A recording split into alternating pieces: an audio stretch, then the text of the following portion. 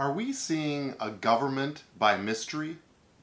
Find out what I mean on this episode of Pushback.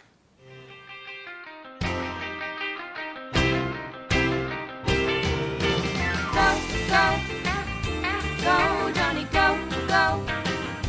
Go, Jonny, go, go. Go, Jonny, go, go. If you're concerned about the direction our culture is heading, then maybe it's time to push back.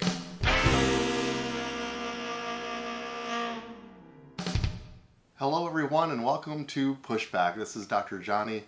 We are in central Minnesota and it's a beautiful summer day here in the middle to end of September. And so we in Minnesota land are enjoying that tremendously. There's been, again, a lot of changes this week and I want to get right into that. But let me just quickly mention one comment about last week's episode. I talked last week about black messaging matters and trying to compel those that are pushing forward equality, and I might be one of those people. I want to be an advocate for anything that's broken in our culture. But I just felt like the messaging matters, and it's interesting, the Black Lives Matter movement had a What We Believe section. And in that What We Believe section, they listed, and I'm going to quote, "We disrupt the Western prescribed nuclear family structure requirement by supporting each other as extended families and villages that collectively care for one another, especially our children, to the degree that mothers, parents, and children are comfortable." Well, I'm happy to report that there was a lot of, if I can use the word, pushback from the culture regarding that phrase and line. And it was, just as a couple days ago, removed from their What We Believe section. And so I bring that up to Matt to explain to you that black messaging matters, as what I was talking about last week, but also your voice matters, the things that matter to us and as a culture, because it's impossible to believe that blowing up the nuclear family is going to be a positive for anybody. And so we need to sit back, we need to look at what is the best culture. And we know that his ways are higher than our ways, and so we look to that for culture.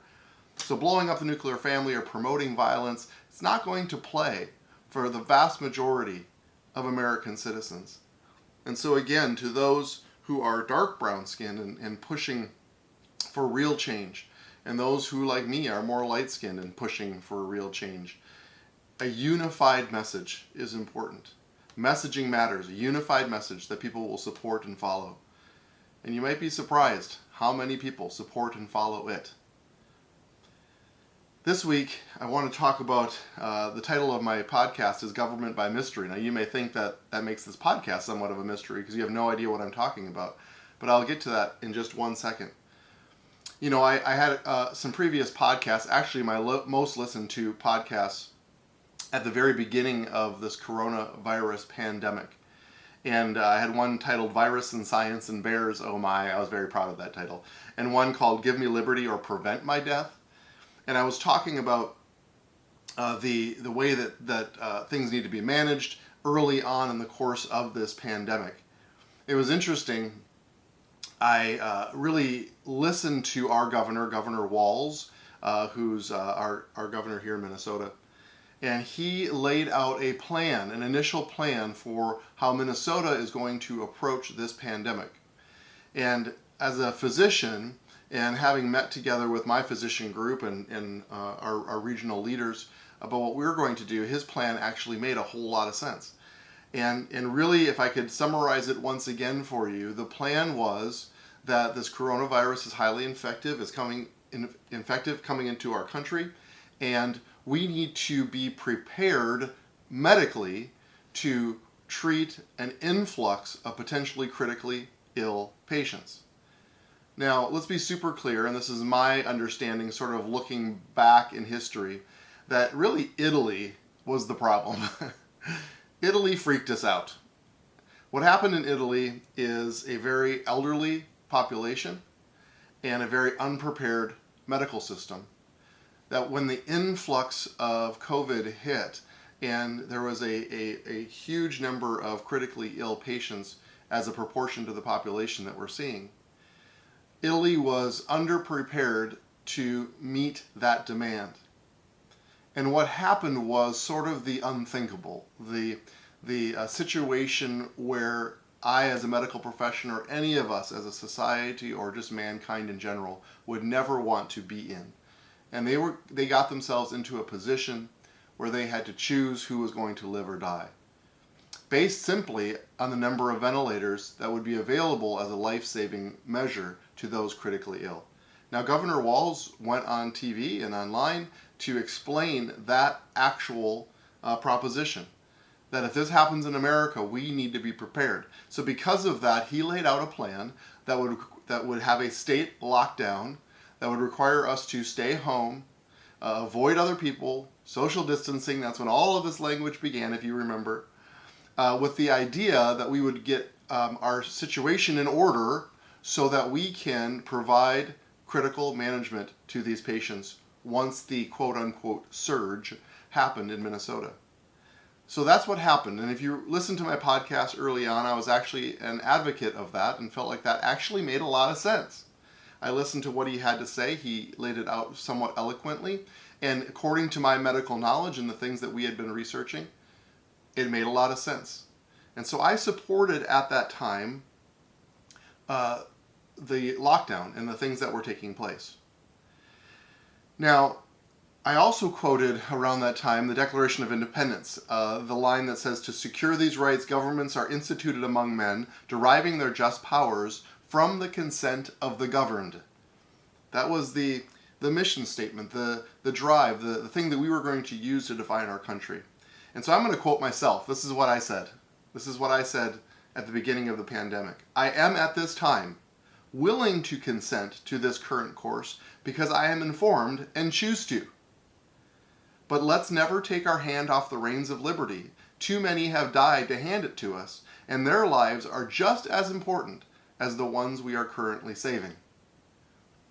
So that's what I said, and I still believe that. And I also stated at that time in that podcast that I don't believe in my heart this is about control yet, is what I said.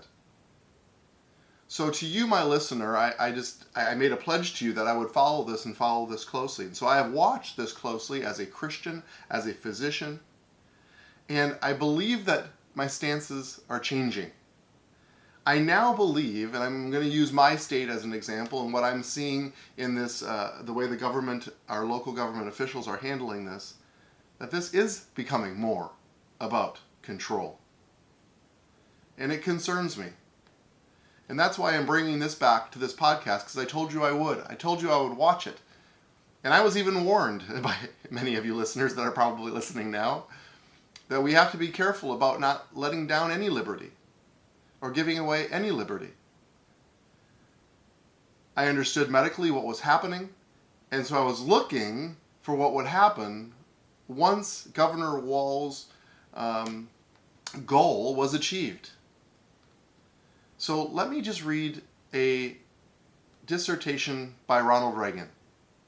I think it sums up exactly what I want to talk about in this podcast. Ronald Reagan said, "We created government as our servant, beholden to us, and possessing no powers except those voluntarily granted to it by us.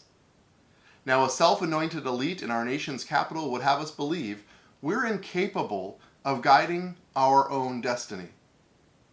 They practice government by mystery, telling us it's too complex for our understanding. Believing this, they assume we might panic if we were to be told the truth about our problems. Why should we become frightened? No people who ever lived on this earth have fought harder, paid a higher price for freedom, or done more to advance the dignity of man than the living Americans. The Americans living in this land today. There isn't any problem we can't solve if government will give us the facts, tell us what needs to be done, and then get out of the way and let us have at it." I really believe those words by Ronald Reagan, and I believe, there's nothing new under the sun. And here we are in the midst of a pandemic, and we're trying to figure out the role of government. And I think if you're like me, becoming maybe increasingly uncomfortable with the scope and the reach of what government is doing. Let me just tell you where we're at with COVID-19 now. There are 200,000 deaths from COVID in America. Now, again, in my first podcast titled Virus and Science and Bears, Oh My, I discussed, viruses and pandemics and epidemics that happen quite frequently all throughout history. And I encourage you to go back and listen to that podcast again because it'll give you a lot of reference to what I'm talking about today. But it's interesting, the deaths from influenza, seasonal influenza, in America is right around at the most 60,000. They thought maybe 80,000 in 2018. So I even asked my children this today, which is more shocking to you? 200,000 deaths from COVID this year, or 60,000 deaths from influenza every year? Well, they didn't really know the answer, so I told them what I felt. And I feel strongly that the 60,000 deaths from influenza is actually more remarkable. Why? Because we have a vaccine, and we actually have a treatment, such as Tamiflu. Now, Tamiflu isn't a cure-all, but it actually shortens the course of influenza when we can give it to you as patients early. And we have a vaccine. I cited the statistics that really only about 50% of Americans get the vaccine, but hear me in this. If you're in a nursing home, you get the vaccine whether you like it or not. It's an automatic. So all of our elderly population in nursing homes are receiving the influenza vaccine, but despite that, still there are 60,000 deaths on top of that. And influenza, very similarly to COVID, really affects the elderly disproportionately in a major way. Here in Minnesota, the average death is age 84.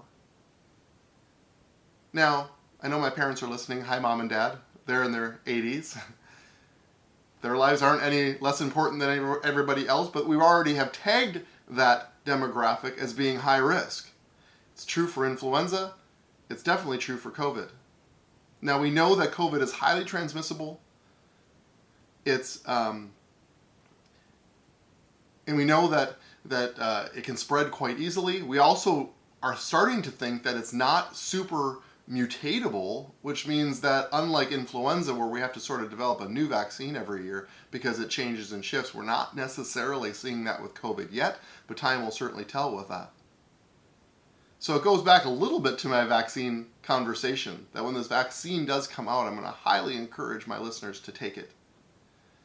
I believe that if we can give the COVID vaccine like we give the influenza vaccine to the most vulnerable population, remember the average age, which means that there are those much older than 84, the average age of death is 84, and it's virtually non-existent in the younger population. So if we can give the COVID vaccine to our most susceptible demographic, the death rate should plummet. It should plummet if people take the vaccine. So remember, this podcast is about cultural issues. And I see a cultural problem with our governmental policies and the way things are being held right now. See, my wife and I talked the other day that, if you're on Facebook or you're around other social media outlets, you hear and are exposed to these conspiracy theories. They're everywhere. And we finally asked each other, why?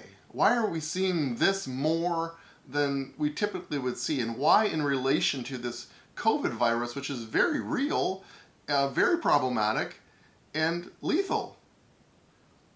And I believe that the answer is that there's a general distrust of the government when they take something that was never theirs to carry. And the response to that as a society and as a culture is that we question their motives. Now, I'm not suggesting that their motives are sinister.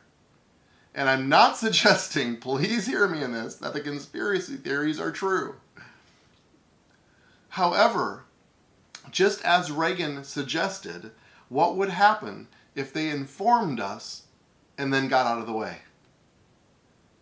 What would happen if the government did as Reagan suggested? Inform us of the severity of this virus that is upon us, and then get out of the way. And let us have at it, as Reagan would say. Now I suspect, can't prove it, that the measures would have actually been stronger and more effective and actually longer lasting if the citizenry were empowered to make our own decisions. Informed decisions. See, we can rally around what is right.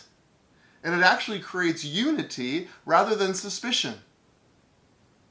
We can all agree that we want to live long, healthy lives. We can all agree that we don't want to see people dying and becoming susceptible to a pandemic-type virus. We can all agree on that. And so when we are empowered to make our own decisions and take our own risks, then it creates actually a unity rather than a suspicion. So the result of government by mystery that we're seeing is a crazy inconsistency in handling the virus. And if you're like me, hopefully you have caught this, because government by mystery, both sides, those who are advocating extreme lockdowns and those who are just sort of going on with life, they both quote science, but rather than inform and get out of the way, the government has actually placed inconsistent restrictions, and I would argue sometimes just arbitrary restrictions, which even as me as a doctor, I find myself scratching my head. Let me just tell you a little bit what's going on in Minnesota. Our kids are back in school, but several schools have limited capacity, some have full capacity. Does limiting capacity in schools help? We have no idea. The kids are heading back wearing masks. Well, if we're going to have our children wearing masks, then hopefully the transmission of the virus should be very minimal. But if a child tests positive, my understanding is that he or she is going to be out of school for 10 days. Why do you need them out of school for 10 days if they're wearing masks?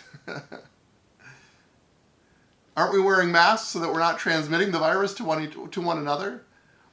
And then, when the child goes back to school, guess what? There's really no major chance of them giving or getting the virus actually after they've already had it. But they'll still be required to wear masks. It's government by mystery. Fall sports were canceled. I have a daughter in volleyball and a son in football, and their sports were canceled. They weren't very happy about it, but they were going to try to do it in spring, early March.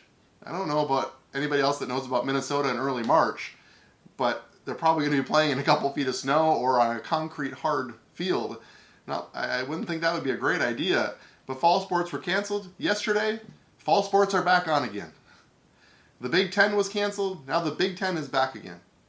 And it's all dealing with what I would consider the lowest risk population. Now it's okay to change your mind. There's no sin against that. There's nothing wrong with changing your mind. But now they're talking about what numbers can gather. The governor said something about 250 people, but some sports have no fans, some sports have full amount of fans, some sports never stop playing at all. I've heard about my nieces and nephews playing soccer and baseball and all these things that are going on as normal. It's government by mystery. I'm scratching my head. And we have no idea whether it makes a difference. Some NFL stadiums are empty. Some have up to 15,000 people. Does emptying the stadiums make a difference? I have no idea. Government by mystery.